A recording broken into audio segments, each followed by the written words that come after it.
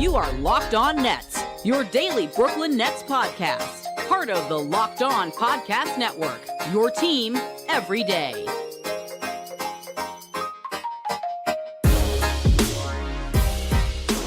Brooklyn, yo. All right, my friends, it is the Locked On Nets podcast emergency edition here at 1:17 a.m.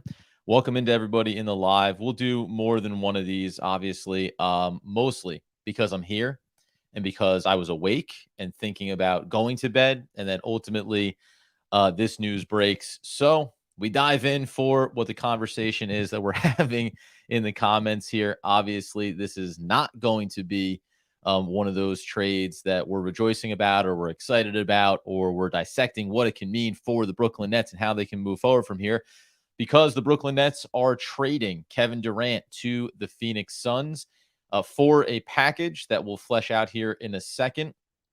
It includes, got added to here, Shams Charania, obviously Adrian Wojnarowski. All the major people are going to be reporting on this, as you would expect.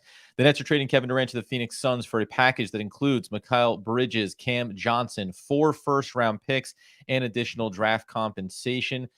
Shams followed that up with the fact that the Suns will also be sending Jae Crowder to the Nets as a part of the deal, per sources. I mean, there's not a lot to say. Obviously, the first and foremost thing here is that it's the end of whatever version of this era of Brooklyn Nets basketball, right? Started with the signing, Kyrie Irving in free agency, bringing in Kevin Durant. We know the journey through James Harden, through Kenny Atkinson, Steve Nash, ultimately Jacques Vaughn, and then obviously with Joe Tsai and Sean Marks at the helm here. They took the request from Kyrie Irving last Friday, turned that into a deal on Sunday, sending him to Dallas in exchange for Spencer Dinwiddie and in exchange for Dorian Finney-Smith, along with a 2029 first-round pick, as well as 2029 and 2027 second-round picks. And then we started to speculate, right? What was it going to be going forward for Brooklyn? And we just had the discussion earlier, so it's not as if you can speculate that you knew or act like you had this understanding of what was going to happen next, right? But we said in the conversation around Kevin Durant and how there was total radio silence, and you can see it as, well, that's them having conversations behind closed doors and figuring out what's next, or it's this, right? And we can also say, and we'll talk about how, compartmentalize these things a little bit here between losing this final superstar in this franchise and what it means going forward for the team. But the conversations that were being talked about going on with the Toronto Raptors and the idea that Pascal Siakam, maybe that was a discussion, trade centered around a Nicholas Claxton, probably picks. They're to me, and we'll hear more about this, I'm sure, in the days and weeks to come coming out of this. But to me, it probably sounds like that all-in push that it would have taken to acquire someone like that would have been a difficult task for the Nets to go down the road of if they didn't have the sense that it was going to be beyond this offseason where Kevin Durant might still want to be moved. Adrian Wojnarowski, just clarifying some of the information here. The Nets get unprotected picks in 2023, 25, 27, and 29, according to sources talking with ESPN. In addition here, Woj also has that swaps for Kevin Durant and TJ Warren also being added into this deal.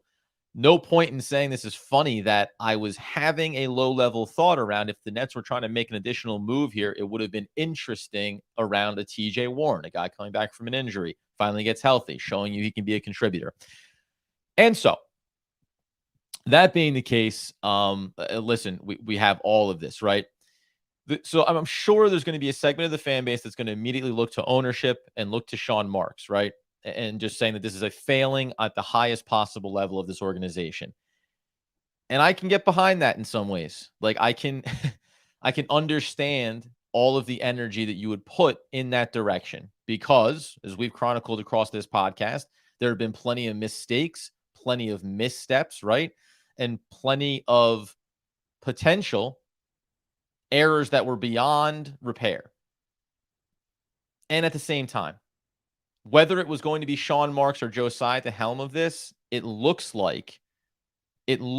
as though this thing was going to deteriorate over the course of this season and over the course of this offseason.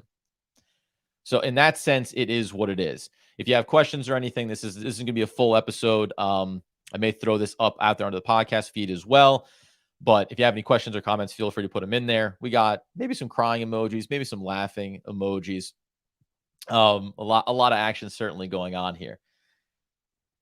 Now the question becomes, what is this team?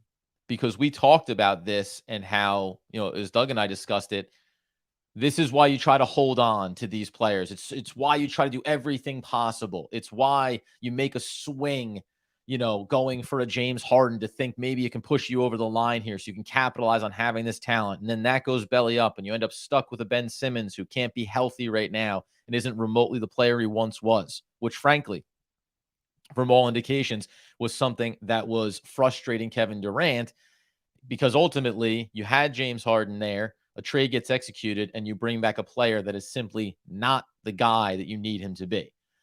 We don't need to relitigate the reason for that trade, what went into it, what went in with Kyrie, what would happen with Kevin Durant. The bottom line is the era is over. Now, when we think about it, just for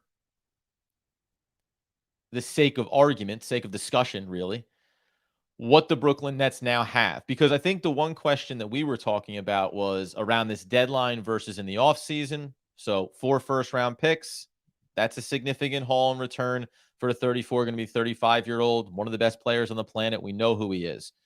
The Nets also do get some very nice players in this deal. And this isn't me trying to sugarcoat it. It's just discussing what the Nets have coming back, obviously, inside of this trade. Cam Johnson was somebody who we certainly had talked about being someone, and this is going back even, not even necessarily Kevin Durant trade, where was his value? I think going back to the offseason when Phoenix was discussed, it was, well, is Cam Johnson attractive in a trade like this? And we weren't so sure. And then he had the injury, then he comes back, and he really looks like he's putting a really solid season for himself together. So the Nets are getting youth, and they are getting draft capital. And while it may feel miserable on 1,000 different levels, effectively, they've managed to reset themselves in terms of all the assets and capital that they had sent out over these last few years. It's not, again, this isn't the solution. It's just the reality of what it is. So we'll loop back a couple times here with reminding everybody with the breaking news from Shams Charania, from Adrian Wojnarowski, Kevin Durant being traded to the Phoenix Suns in exchange, along with TJ Warren, just to keep all the facts in line, in exchange for Bridges, Johnson, Crowder put in there as well. 4 first-round picks, 23, 25, 27, and 29. And we'll see if anything else comes from this just as it moves forward, because this literally broke, I don't know, within the last 8 minutes, I guess I would say. And when you're just about to put your head down to rest, this is exactly what you get here. And we also have a 2028 pick swap as well. So the Nets are going to build for the future, obviously. Now, the other thing that you start to look at is what happens with this roster in behind it. Because you're bringing back in 3 players. Some of these guys may end up being bought out. Who knows where this is going to go from here. But in addition to bringing back Spencer Dinwiddie in the trade for Kyrie Irving, bring in Dorian Finney-Smith, now you have these other players. So what I would think is, and we'll update this as the information becomes available. What I would think is you're going to have Dorian Finney-Smith may not be here because he's 29, going to be 30 years old. Nice piece, someone that contending teams I think would really like to have on their roster. So I wouldn't be shocked if he goes out in a trade potentially. Guys like Joe Harris, I don't know where their value stands right now at all, his value specifically. If you can, you might try to move off of that. If you can move off of Seth Curry, you're going to try to do that.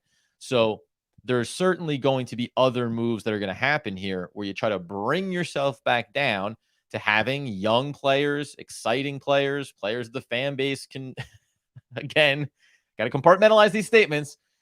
The fans can be excited about after they get over the fact that we lost every superstar that we had in this franchise in the blink of an eye. Really, and think about it, in the past year, we've lost James Harden, Kevin Durant, Kyrie Irving. So just to tie a little bow onto that. We'll reset the table here in a second, go over all of the players that moved in this deal, and then just remind everybody, what has Cam Johnson been this year? What has Bridges been this year? And what can this team potentially look like? We're going to do this multiple times as we move forward here. I'm sure there's going to be more information and more news that is going to break around the Brooklyn Nets, because bringing in at a minimum, you sent out 2, you brought in 3. So that does technically, I guess, balance the books in terms of having opened up a roster spot when it came to sending Kessler Edwards out to the Kings, which, by the way, not that he matters in the spectrum of things, but it's interesting that the Nets made a move like that to free up a roster spot. What was that with the intention of doing, right? Royce O'Neal, another guy to think about here. Gave up a first-round pick for him, also on the older side, can be a really nice piece for a contending team. So this thing is far from over for the Brooklyn Nets. We just have to wait and see where it's going to go from here. Before we dive back into this, why don't we go ahead and tell you about our friends over at FanDuel? They are America's #1 sports book. We are excited, of course, about this new partnership. Why? Because for Locked On, they are the #1 sports book in America. They give you all of the updates, lines, props, odds, really great features here. FanDuel lets you bet on everything from the money line to point spreads to who will score the first touchdown, the last touchdown, anytime touchdowns. We know that the Super Bowl is coming up on the weekend. We know that you're going to need a distraction as a Net fan from what's going on inside this franchise. So you can go ahead and head over to FanDuel, because it is an app that is both safe, secure, and super easy to use. Best of all, you can get paid for your winnings instantly. And you know, my friends, that when you go over to FanDuel today at FanDuel.com/LockedOnNBA, you can claim your no sweat first bet on Super Bowl 57. 57. Good Lord. Didn't even realize that. Doug's been betting it big. Get a little parlay going together. Bet the under on passing yards for Jalen Hurts. Bet the under maybe on some receiving yards. Think about the ground game and go with some touchdowns for those running backs, and maybe for Hurts as well for those Dirty Bird Eagles. Make every moment more with FanDuel, official sportsbook partner of the NFL. All right. Let's go ahead and walk right back into the conversation here, resetting the table quickly for you. We all know that Kyrie Irving was sent to the Dallas Mavericks for Spencer Dinwiddie, along with Dorian Finney-Smith, and a first-round pick along with 2 seconds. Then, what's today? Wednesday, basically Thursday morning. So that was Friday trade request, Sunday trade, and then another 3 days later, Kevin Durant and in his Brooklyn Nets era is officially over, sending him to the Phoenix Suns along with TJ Warren in exchange for Bridges, Johnson, Crowder, 4 first-round picks, and a swap in 2028. The first rounders 23, 25, 27, and 29. This is a rough one. Not going to lie to you. I will be curious to see. I'm already seeing it in a lot of the comments here, obviously, as we're live on YouTube. By the way, let me take a brief second. I know we want to lament on this. I know we want to talk about it, but let's just take 2 seconds here to remind you. If you are in here on this live stream at 1:30 in the morning on Thursday, go ahead over and subscribe to the channel for us. We're trying to push over that 5,000 subscriber mark. Guess what? Kevin Durant is no longer going to be a Brooklyn Net. But Doug Norrie and myself, we are going to keep being the host of the Locked On Nets podcast, and we're going to keep trying to bring you all the energy and insight around this basketball team going forward. So if you can, do us that solid. Maybe it'll make you feel better. And it's free, by the way. Didn't cost anything. Not only trades in the NBA, didn't cost players, didn't cost picks. You can just go over their head and do that. So the other interesting thing that I think I'll be curious about going forward here is, what were some of the offers that maybe were on the table? Were the Phoenix Suns the clear cut? You go back to the Kyrie Irving, and there are some interesting aspects to this. The Kyrie Irving trade We had heard about the Clippers. We had heard about, obviously, the Lakers, and we knew about the Dallas Mavericks being in the mix. But Joe Tsai gave Sean Marks the caveat of, yes, trade Kyrie Irving, just do not send him to the Lakers where he wants to go. It had been speculated for a long time that Kevin Durant was interested in going to Phoenix, and it was about the packages and could they put them together. Remember, go back to the summer with the initial trade request. The conversations then were the Brooklyn Nets are not interested in DeAndre Ayton in that trade. Now, they also would have had the issues around Ben Simmons and the rookie extension, etc. But now we come back around and we see that it's not going to be Ayton. And by the way, different type of skill sets, but the emergence of Nicholas Claxton, obviously, over the course of this season wasn't going to benefit a potential move that included Ayton as well. Let's get ourselves a look over at some key stats here as we have the conversation around the trade that went down here in the wee hours of Thursday. Can I just have a little side note too? Does feel a little bit like when you try to put out bad news at the end of the news cycle of the week, when everyone's going to the weekend, happy hours underway, nothing to worry about. This deal goes down at 1 a.m, but before the deadline day, like it's just gotten into Thursday, the official trade deadline day, and the Brooklyn Nets execute this trade kind of underneath the cover of night. But as Twitter and everything else is still up and running, there was no way that you were going to escape what certainly was going to be a seismic shift, and is a seismic shift. And by the way, there's some level of irony that in these two trades now, while the upper echelon of the Eastern Conference has one less team to worry about, at least in the short term, with the Brooklyn Nets taking a step back here, everybody else is going to be able to kind of take a nice little step forward for themselves. But out West, so the Dallas Mavericks, they're worried about Luka. He's putting pressure on the organization to make a move. They go get Kyrie, move themselves up that board. And on the heels of it, Kevin Durant, his former teammate, is now in the Western Conference with the Phoenix Suns, moving them right up that board. I'll be fascinated to see what other teams potentially were in these conversations, what other packages were being offered, and how exactly this one came to be, and whether or not really there was anything other than maybe Kevin Durant saying, I want to go to Phoenix. And the Brooklyn Nets, and we talked about this before, for whatever went on with Harden or went on with Kyrie Irving, seem to have always maintained say positive relationship. Well, why isn't he a Brooklyn Net then? But at least had a respected relationship with Kevin Durant, i.e., if you don't want to be here and you say you want to go to this team, we're going to do everything within our reasonable power to put you where you want to be in the short term. So rather than spending half a season somewhere and waiting for them to trade you, which would have been a disaster, not getting any of the assets or necessarily the most assets you possibly could, you go ahead and get the benefit of moving him yourself. Cam Johnson, we take a look inside of his stat lines here. And the reason why it's, let's go silver lining. We'll lament this one. Don't worry.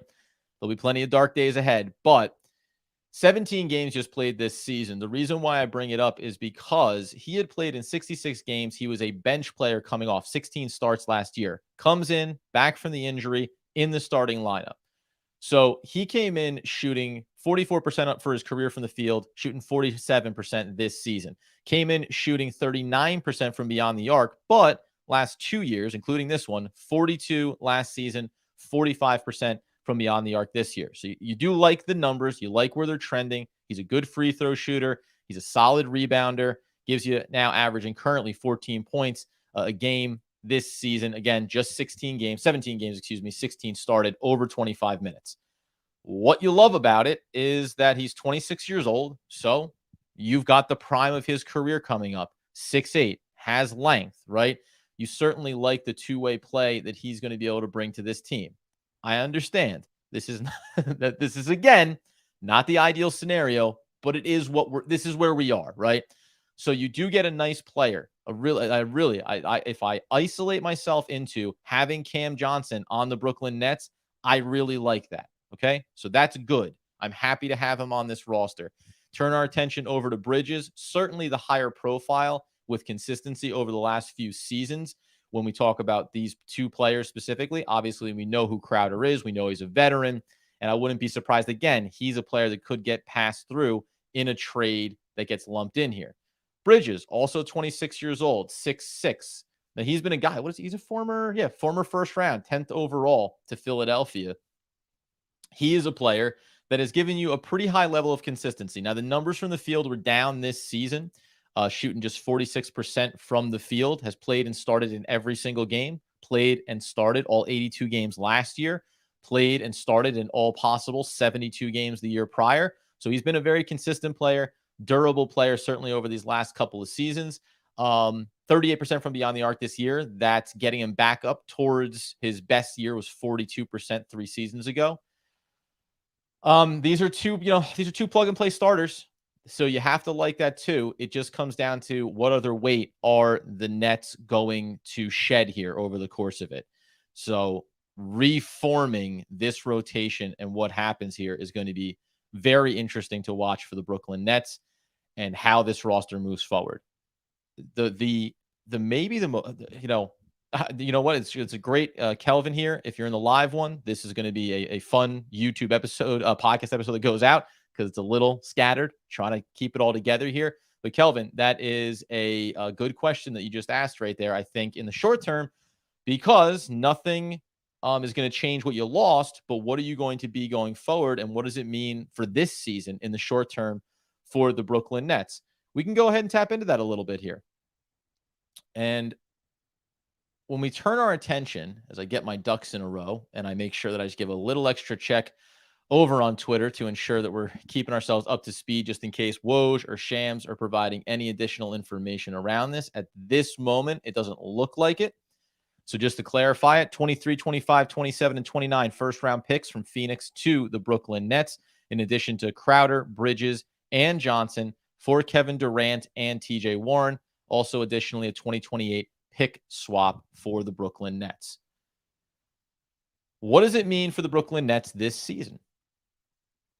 Is this a team that is still going to make the playoffs this year? Probably. If I'm, and this I know it doesn't matter in this moment, but they are going to be a playoff team. However this shakes out, you're going to have Bridges, you're going to have Johnson, you're going to have Claxton, you're going to have Cam Thomas. I think you're going to have Spencer Dinwiddie. Maybe you will still have Dorian Finney-Smith. Those 6 players right there, and then you can, a Sumner. There's a chance that he may not be here. Maybe they'll move him potentially. Maybe, again, Joe Harris in a salary dump. There's some world where they just keep him around, kind of as a, well, why? Who cares to shed you now? It's not like it's costing us anything to keep you here. But maybe him, certainly Curry, right? So you're going to thin this out a little bit. But that's still going to be, when you look inside of the playoff picture right now, let's just talk playing game, bottom of the barrel. That's the Toronto Raptors right now at 26-30. The Bulls 26-28. Like, the Nets are 32-22. Even if they're a, 5-game under 500 team, we're 55 games through. There's less than 30 games to go here. It's going to be interesting to see how this kind of shapes out. And probably one of the damning things that we can highlight here is, after a trade like this, you may be thinking, boy, there's a generational talent coming up in the draft. But it's not going to matter because the Nets can't get themselves back into those waters. I guess you could take all your assets and throw them in to go get that guy, but you're already too far up the chain. You've got Detroit Pistons with 14 wins on the season, right? So this isn't a tank. This isn't a tank. It is a rebuild. It is a pivot away from having the superstars and being a championship level team. But they're going to be talented. Like, they're going to be a talented roster. They're going to be a playoff team. They're not going to, what happens once they're in the playoffs? Listen, rewind it back with Spencer Dinwiddie back in here. It's going to be a lot like those days. And I think certainly you could say with some of these players, you would think the upside might be a little bit higher than it was back then. Plucky team, getting into the playoffs, seeing what happens. I think this could be a team that over the next couple of years could try to push towards, the middle of the pack of the playoff picture. We'll see what happens, though. I would assume, by the way, that's another good one too here. So if you have any questions, feel free to shout them out. Mostly it's just obviously just blasting off here about how crazy this is and what it all could mean. It will be fascinating if you get a Suns Mavs Western Conference Finals. with Kevin Durant and Kyrie Irving squaring off? Or how about the fact that the Lakers with LeBron James, who missed out on getting Kyrie Irving, went out and executed a fairly sizable trade of their own to try to push themselves up there? You could end up having these three teams and these three players that have been interconnected and discussed and dissected over the last, 6 months to a year. You could see them all right back in there. We're all vying for the same thing of coming out of the Western Conference and being in the finals. Now, the other side of this is expectations around Sean Marks. I understand, there's no world where you are a fan of a franchise that lands superstars and then has those superstars traded away and you don't want to direct it somewhere. The anger, the rage, the frustration, the lament, the sadness, right? So I get pointing it at Sean Marks. And again, we can go through chapter and verse, all the things that he did pre-superstars, the good, getting the superstars, the great, losing the superstars, the terrible, and some of those decisions there in between. But we said this too around the decision around Kyrie, and the same thing with Kevin Durant. Joe Tsai, whatever you think about Sean Marks, whatever your opinion is of him as a GM, Sean Marks and Joe Tsai are on the same page, for better or worse. So there's a really good chance that you don't have this GM execute this trade unless you anticipate him being in place to carry out the next phase of this. And if you can isolate from having the superstars and what went wrong here, you have to appreciate that Sean Marks, once upon a time, was the GM that turned nothing into everything for Brooklyn. And they have considerably more now than they did before. So they've replenished their asset pool.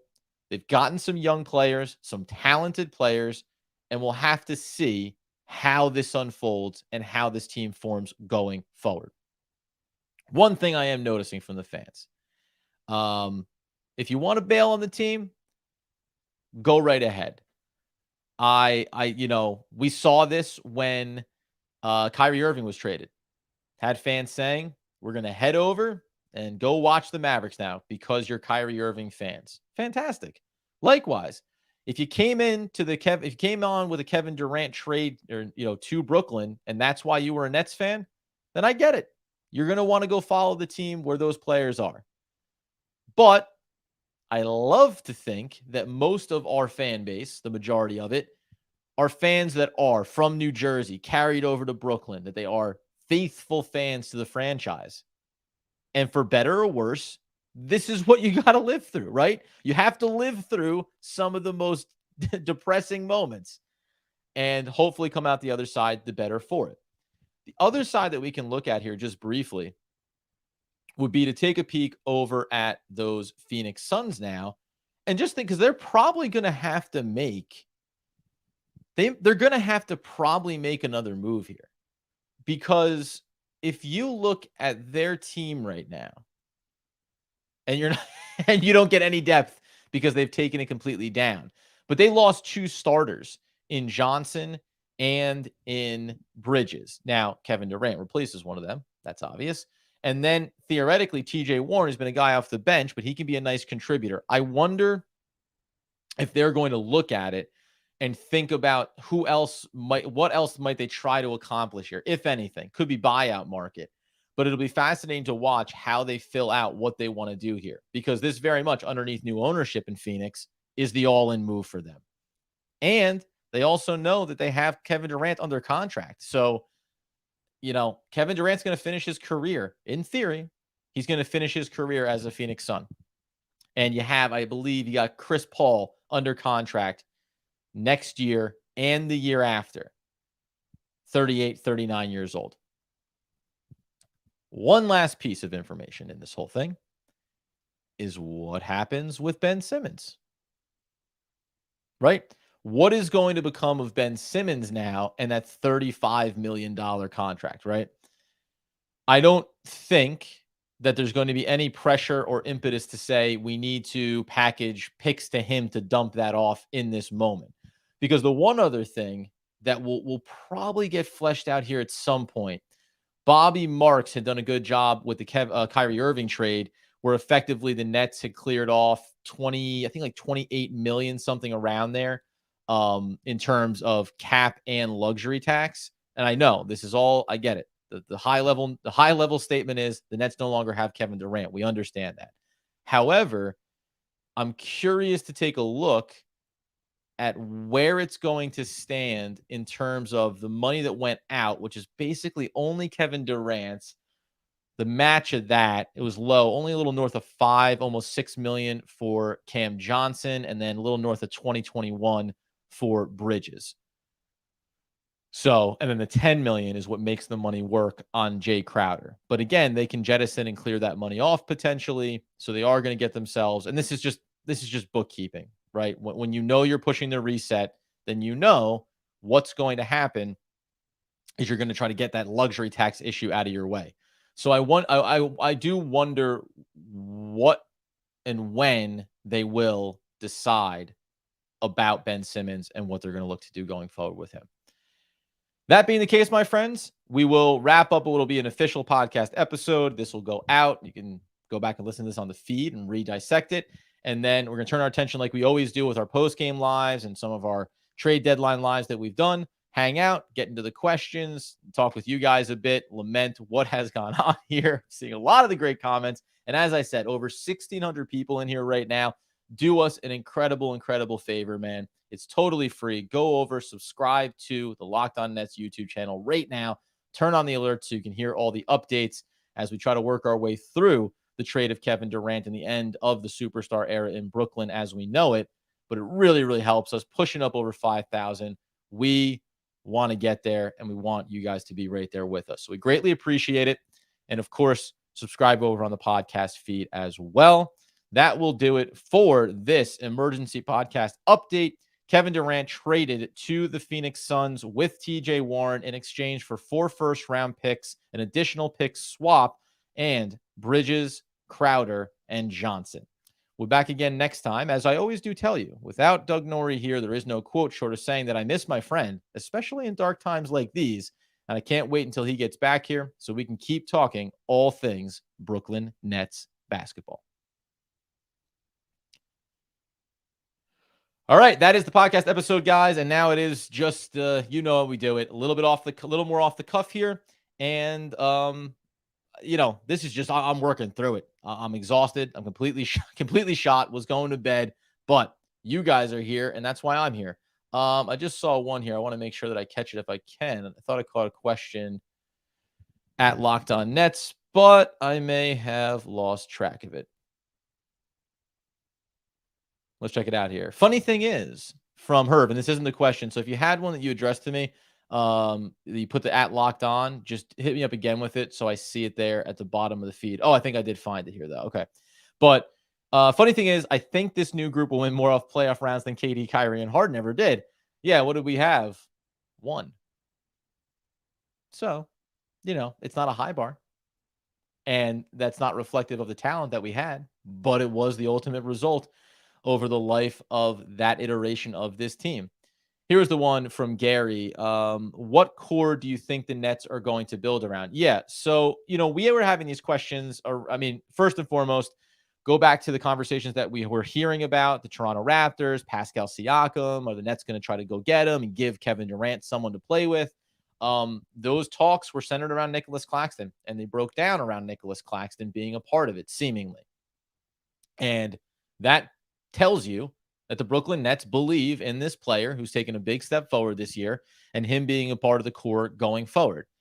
Cam Thomas, this is a weirder one just because he popped off for 3 consecutive 40-plus point games. He hadn't been playing a lot, but now you would think that he is going to be a part of what they do going forward. And it's why I come back to, Spencer Dinwiddie is 29. Dorian Finney-Smith is 29. Then you go to Bridges and Johnson, both 26. Crowder's a veteran, and then you go down to Nicholas Claxton and Cam Thomas, like kind of the 2 young guys, right? You can fit all those pieces together. That's 6. That's a 6-man rotation. Obviously, you can add in some other players to that mix. You're still going to have Day'Ron Sharpe on this roster, developing him. I don't know about Edmund Sumner because now when you look at it, Remember, Markieff Morris, he went out with the Kyrie Irving trade. TJ Warren, he went out with the Kevin Durant trade. So the last guy, Edmund Sumner, out of this group of guys that came in this offseason, and really flyer guys, we talk about injuries for Sumner, injuries for Warren, I'll be interested to see because he may have some value right now around the league if teams need a little something, a little spark of, for a guy coming off the bench. And then Royce O'Neal will be the other one too. We've liked him, right? We've loved what he's been able to do, but you can probably be making a little bit of a choice between him and Dorian Finney-Smith. They're not the same player. They're not the exact same skill set, but right now in this moment, if you knew that the writing might be on the wall with Kevin Durant, then you might put more stock into Dorian Finney-Smith and Spencer Dinwiddie being a longer-term part of this team. I think Dinwiddie isn't going anywhere, and they just had their jersey. They just put the new jerseys on. They're just supposed to play. They're supposed to play tomorrow night. So you wouldn't think that those guys are going anywhere. But Royce O'Neal, who you gave up a first-round pick to get, you can turn right around and flip that and get that capital back, as quickly as possible, and see, and just see how much more you can bring in the door for yourself that you have to work with going forward. So if I said it right now, I would say it's the 4 players that they brought in via trade and the 2 young players that they have in here currently. And we'll go from there. I like this one.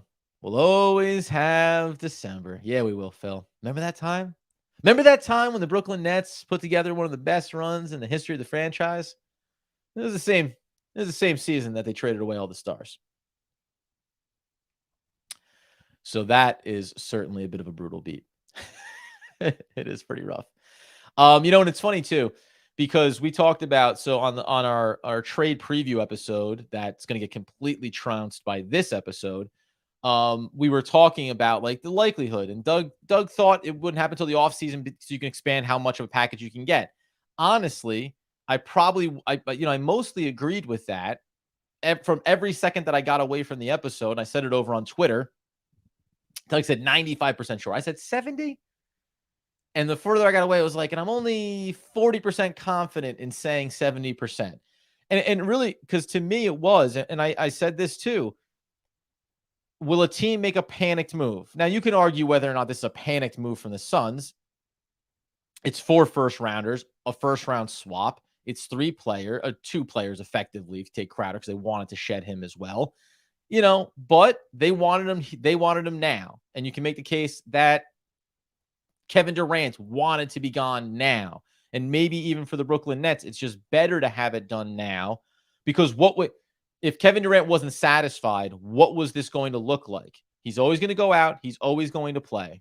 He's 34, going to be 35 years old. At some point, you can look and see, I have a bite at the apple this year if I get to the destination I want to go to. Hey, blah, you were in here earlier as well for us. Maybe Ben magically gains all his powers back and we make a deep run. Surely that's possible. You can't be serious, and don't call me Shirley. Hopefully you get the airplane reference. Yeah, listen, that's obviously going to be a massive TBD on this as far as what happens with Ben Simmons. And it's so funny that that's like the furthest thing from anyone's mind right now. That was such a concern for such an enormous stretch of time throughout this season. And now it's like, yeah, whatever. Looks good, doesn't look good, looks bad, doesn't look bad, whatever. It is what it is.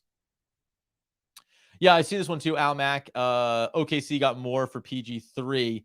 Yeah, and I'm trying to remember this though. Like at the time of that trade, that was in a period when the Clippers were at that risk of what was Kawhi Leonard's plans or what were his intentions, and making sure you went and got him that guy. So, there is a pressure around that type of decision and that move that does beget a bigger haul. And it's fine and fair to say it. I'm trying to remember, did any players go back to the Clippers in that trade? Obviously, they turned into players with all the draft capital, but I'm trying to remember if any players went back to OKC when they sent them there. Because, and we talked about this with Spencer Dinwiddie as well, these guys do represent draft capital, And that's all a factor. And by the way, I'm not saying it for anything else than just having the discussion. It is what it is. You know, four first round picks, a first round swap, and 3 players. And ultimately, really 2, I think, just in terms of the real long-term value. How great would a Suns Mavs playoff series be? Yeah, man. It's perfect. It really is. It all matches up in a great way out west. Lakers against the Mavs is going to be great because it'll be Kyrie against LeBron. So if that happens anywhere in the playoffs, that'll be epic. If any of these 3 teams, obviously less so if it's Lakers against the Suns, it's still Kevin Durant, LeBron James, but a lot of these iterations are going to just be layered on top with all the parallels of everything that went on over the last few years and who missed out and who got what, and on down the road it'll go. So yeah, I mean, it's a pretty brutal one, man. It is a pretty brutal run right now for the Brooklyn Nets. And the Nets are expected to here we go too as well. So an update here 10 minutes ago from Woj. The Nets are expected to explore trade scenarios for Crowder ahead of today's, because it is Thursday, 3 p.m. deadline. So you have that going as well. So what that ends up bringing back, we don't know, but it will be more in there. So that was the thing that we assumed, that the Brooklyn Nets, that you can't keep all these guys on the roster. So at least Crowder, he's going to be passing through Brooklyn and landing somewhere else.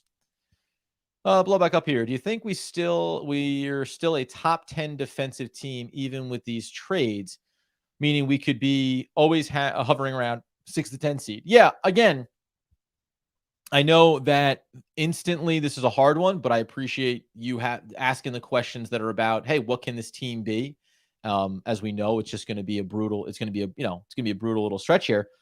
Again, yes, like that core of players that we talked about before, that's still going to be a team that's going to be in the play-in and above area. Now, when you look in the Eastern Conference and you think about the teams at the top end of the Eastern Conference, and I'm not suggesting that the Nets are going to be anywhere near there, but just, first round matchups with the Celtics, with the Bucks, with the 76ers. Yeah, those are going to be brutal, right? Cavs have been building their chemistry over the course of this season, figuring some things out. Of course, after that, the Miami Heat, the New York Knicks, the Atlanta Hawks, the Chicago Bulls, the Toronto Raptors. I think that the Nets can be just in that mix on a season-to-season basis. They can be in those conversations with this core of players. What will the expectations be? Will they be able to win series? That's to be seen, because there's still so much to figure out here. And so you also have to remember then the contracts going out. So let me see if I can fire this up real quick here, because this would be a worthwhile, just to get a sense of where this all landed when it comes to the money. So if you take a look at the Brooklyn Nets and those Phoenix Suns, and I'll be doing a little bit of off, if anyone's making a comment, hold on to them, because I am off screen. So $44 million for Kevin Durant going out the door. Coming back in, yes, it's Crowder for now, that $10 million, but it's not going to stay. So it's $21 million for Bridges, and it's going to be $5.8 million for Johnson. So they brought back in 27, let's call it, million, with the other 10 going out. So they cleared off another 17 million from the books, and we'll find out in short order. I'll update it tomorrow as it comes through. You're going to find out the luxury tax relief that it gets there. And again, I know the things that I'm mentioning are irrelevant to what just occurred, but they are relevant to what this franchise is. So you saved money off of the Kyrie Irving trade. You save money in this Kevin Durant trade. And then if you can unload Ben Simmons, there is still, well, I was going to say there is a world where you could still have the financial flexibility to go do something in this offseason. The biggest problem is going to be, how is Sean Marks looked at by players around the league? How is Josiah looked at as an owner by players around the league? Because the Nets may get to a place, and that's why the draft capital matters in all of this. They may be in a place where it's only going to be achievable through the draft in terms of bringing in new talent, substantial talent. That may be the route that they have to go. So that's going to be difficult going forward here. Dojo, Seth, Royce, and Patty get traded either by the trade deadline or in the offseason. Yeah, I think yes. I think I would say yes to all of them. In a funny, weird world, maybe Patty doesn't get traded because he's just a veteran, he's just a veteran guard that the organization likes, and it doesn't matter nearly as much now as it did. When it comes to having a player like that on the roster, when he's occupying X amount of money, maybe it doesn't matter the same way. Again, I think Curry still has value in the league with his contract next year. And Joe, you move him because it's $18 million. It's a big number, and that can give you some more flexibility too. And again, Royce, I'm really curious about Royce. I'm really curious about Royce here. Got one here from Josh Ginter. Joe Tsai is a fraud. He doesn't care about the team. He cares about influencer opportunities and raising the prices. I'm here for it. I'm here for the frustration. It's hard to look at this.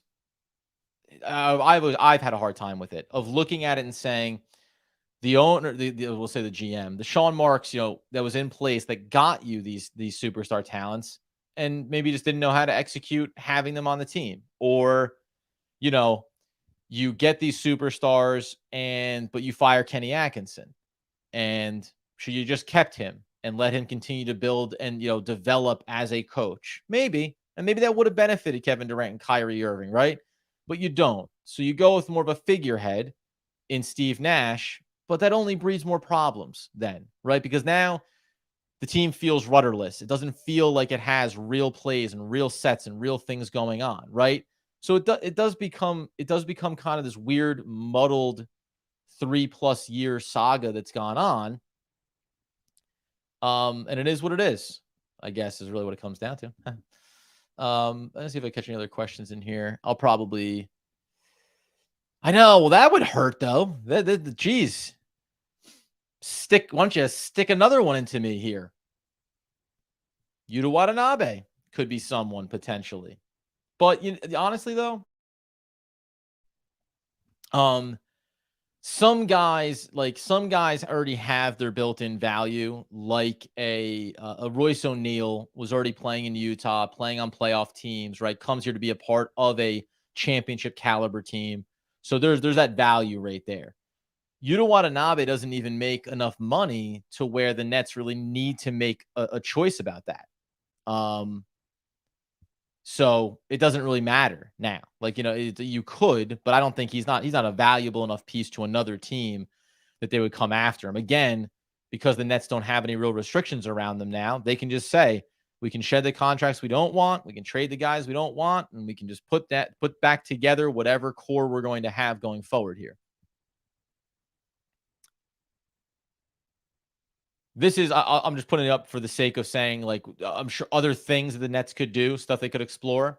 Maybe there is something there, right? Teams like, Detroit has a lot of young players and a little bit of a surplus, things like that. Maybe they'll try to explore something like that.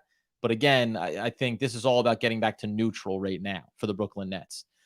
Is anyone on the team untouchable? Are we building around Cam Bridges and Claxton, or is this this was always, remember, go back to the offseason, the Brooklyn Nets at the time of the initial trade request for Kevin Durant, the indications were the Nets would want players that they could build around. Now, at the time, we were talking about this would be talking about the Toronto Raptors. Remember back then, OG, well, Scott, you're going to ask for Scotty Barnes. They're going to say, no way. You're going to say, okay, OG and Gary Trent, you're, make these different packages together. So you can argue whether or not where Bridges and Johnson fall in that category. But I think those two players specifically, and again, I'll be curious to hear what else we hear as far as DeAndre Ayton and whether or not that was a player that was discussed and if the Nets rejected that. Because then you're saying these are the specific players that we want. And we believe that, again, in combination with the other guys that we have on this roster, we can be at least again, take it with the intention it's being delivered, a respectable team, right? We can be a 9-8 seed in the Eastern Conference at a baseline automatically. I think it was somewhat critical for the Brooklyn Nets organization to not just become an absolute zero, a bottom dweller in the East, which they're not going to be with the players that they have. I don't think Claxton is going anywhere.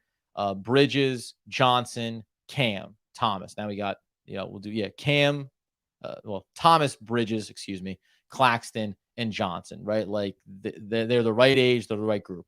I think they have familiarity with Spencer Dinwiddie. I think they can feel really comfortable about him being a leader for this team over the next couple of years while he's under contract. And by the way, they can always revisit it next year at the trade deadline when someone's looking for a point guard with some size and his skill set. And then they can go ahead and dangle him out there and continue to work through it. This would be, though, as Doug had mentioned, going all the way back to the offseason, anytime these discussions come up, this is where the abyss can certainly look pretty grim, because you think about OKC is a good example. They're starting to see some fruits of their labor here, but year after year they were accumulating capital, and you have the draft picks, but until you hit on them, until you get the guys, it doesn't matter. So that's why I think it was important for the Nets to say, we want to make sure that we have some pieces in place here that we're going to be able to, stay competitive with in this moment. I'm going to hit a couple here.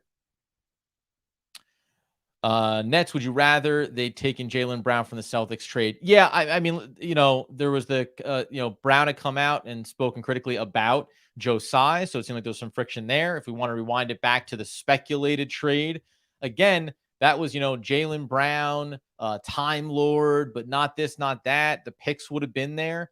And Jaylen Brown's a phenomenal talent. I don't know. Honestly, I'd have to go back and rethink how that was laid out at the time.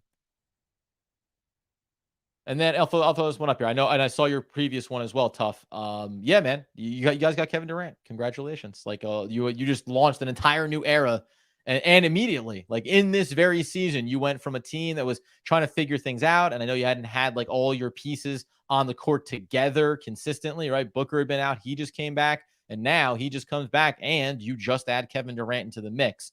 And thank you. I appreciate. Yeah, I appreciate. The words about Mikal and about Cam, because again, I know the Nets fan base is going to struggle with this, but Nick Angstadt from Locked On Mavs said the same thing. We know Spencer Dinwiddie already, but Dorian Finney-Smith, great guy, great locker room guy. And I know it pales in comparison by wanting to win championships and being frustrated by this organization, but I do think that it's still like it matters that the core of me, having been a fan since I was a kid in New Jersey, where I grew up and watched this team, my core is always like wanting to be able to love the team, like wanting to be able to be really excited about the team. And when you have superstars, you love them and you're excited about it.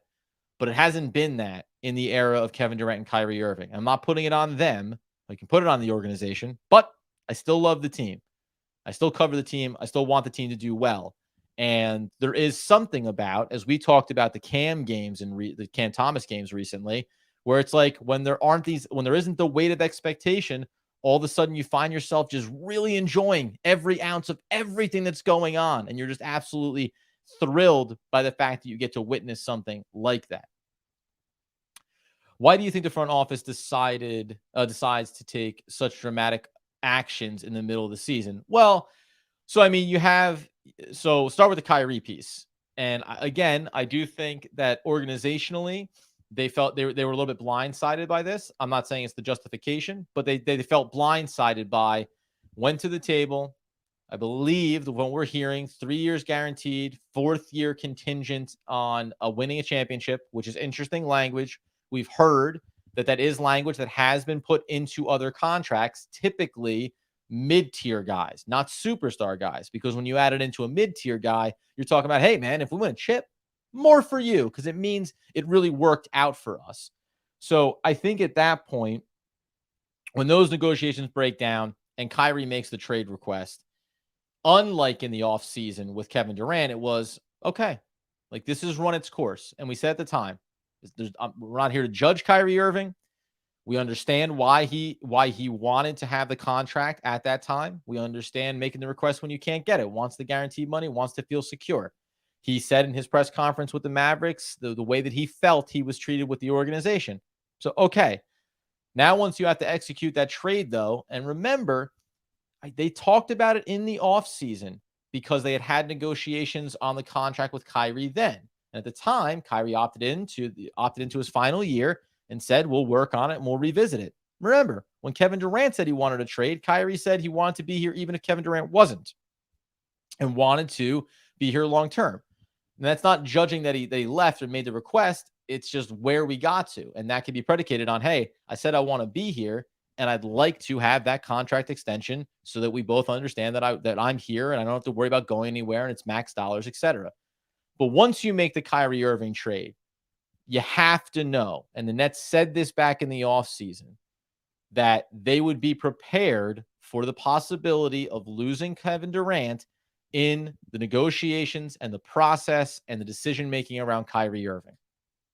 And I don't know if it was solely one-to-one that Kyrie Irving was traded and Kevin Durant said, that's it, I'm done. Versus, and by the way, probably an enormous factor, if not the entire weight of it. Or in addition to, there isn't going to be a move to get made here, right? We can go get Pascal Siakam. They want Nicholas Claxton. We're not giving them Nicholas Claxton. We cannot go get Pascal Siakam. Kevin Durant doesn't want to stay here. So, could they have just waited it out? Sure. But I think in some ways, if you want to talk about like the end of the superstar era and then also trying to reclaim whatever reputation you have, you can say, hey, we didn't hold it up. Kyrie said he wanted out. We found the trade. We got it done. Unfortunately, there's the pettiness around not sending him to the Lakers, so you can't avoid that. And then again, what it looks like when it comes to Kevin Durant. Yeah, well, so here's the other thing, too. The picks are going to be extremely low after the Suns dominate the West the next few years. Again, give it the next few years, 23, 24, 25, even 26. The Nets are still going to have 27, 29, a swap in 28. They have 29 as well from the Dallas Mavericks, which is beyond Luka Doncic's contract as well out there. Now, it doesn't mean that they're all going to work out that way, but they have 4 legitimate first-round picks that they've brought in here through these trades that could potentially be upper-tier picks. And if they're not, they're not. But, like, you've given yourself the chance to be in those type of conversations and have those possibilities. Whatever the team and players you got a fan? Oh, thank you, man. Yeah, all right. By the way, heading out. All good, dude. 18-ish hours after Cam drops 40 again. Gonna go cry myself to sleep. There you go. And I think, you know what, Blah? You probably are summing up a lot of Nets fans, but I appreciate you showing up for these, man, as you have been. And I appreciate that you're going to stick around with us beyond the superstar era. Go get some shut-eye, my man. Let's see. I think the Nets advanced plus minus just went up because an average Kyrie, KD, and Ben don't play, but Dinwiddie. Yeah. Oh, yeah. I'm sure. Yeah. If like you look at like by the numbers and stuff. Yeah. Like that stuff is always skewed by games played and all that kind of nonsense. So it'll create a different, little bit of different perspective. Last couple ones here, and then I'll shut it down. I'll be right back in tomorrow. I'll come back in probably like midday-ish, something around, 12, 1 o'clock. Obviously, there's going to be other things here. We already know Crowder, something's going to happen there. And I'm trying to think of the one other. Oh, Royce O'Neal, excuse me. A couple other names here that could potentially get moved. Could see things happening.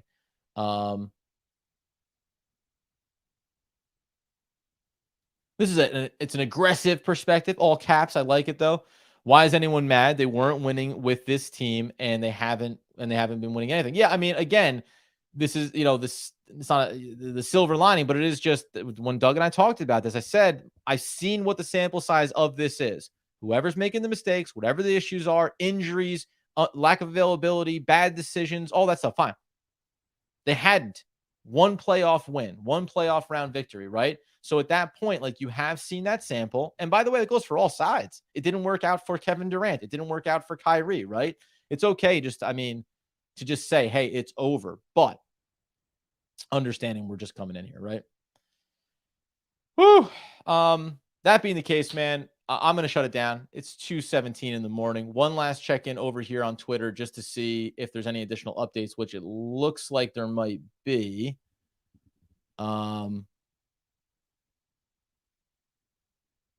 just check in real quick on the old Whoa station. Toronto talks on forward OG Anunoby are rolling into the final hours of the trade deadline. The landing of Kevin Durant with the Suns could escalate Anunoby's value among Western Conference teams pursuing an elite forward to defend Durant. How about that for a conversation, right? You're talking about now another team in the Eastern Conference potentially shedding another player to the Western Conference. And all of a sudden, it hasn't changed anything at the top with the Celtics, with the 76ers, with the Bucks. But in the West, all of a sudden, man, a wide open West is going to become a much tighter, much more competitive at the top. And it'll be really fascinating to see what goes on out there. So we'll continue to break this thing down. We'll talk about rotations and what's going to happen here. But obviously tomorrow, let everything get finalized. Crowder, where does he go? What other players do we hear from the Brooklyn Nets potentially going other places? And we will see where we go from there. Again, I'm not going to sit here and tell you that I'm happy that the Nets don't have Kevin Durant. But as a lifelong Net fan, what I will tell you is I turn my attention to who is on the team. Who is our roster? Who are we playing with? Who am I excited about? And how do I get ready for this new version of the Brooklyn Nets? So that is the deal for me, man. Thank you again to everybody. If you were in here, hopefully you went over and you subscribed on the YouTube channel. We really, really appreciate it. Maybe we already cracked over that 5,000 mark. If this was a good journey and a good trip for me, staying up into the wee hours of Thursday morning, it means that maybe we've already crested it. Now we're so close. We're almost there. Finish getting us over that line to the 5,000K mark. Said we want to get there by the trade deadline. Please help us do that. Get us on the podcast feed as well. And again, thank you, everybody, man. Whether you're frustrated, whether you're a Suns fan popping in, whether you're the Nets faithful, we're going to keep being here, rocking all the way through with the Brooklyn Nets. We'll be back tomorrow talking about the trade deadline. Continue to dissect this one as well. Thanks again for being in here, guys. And we will be back again next time talking all things Brooklyn Nets basketball.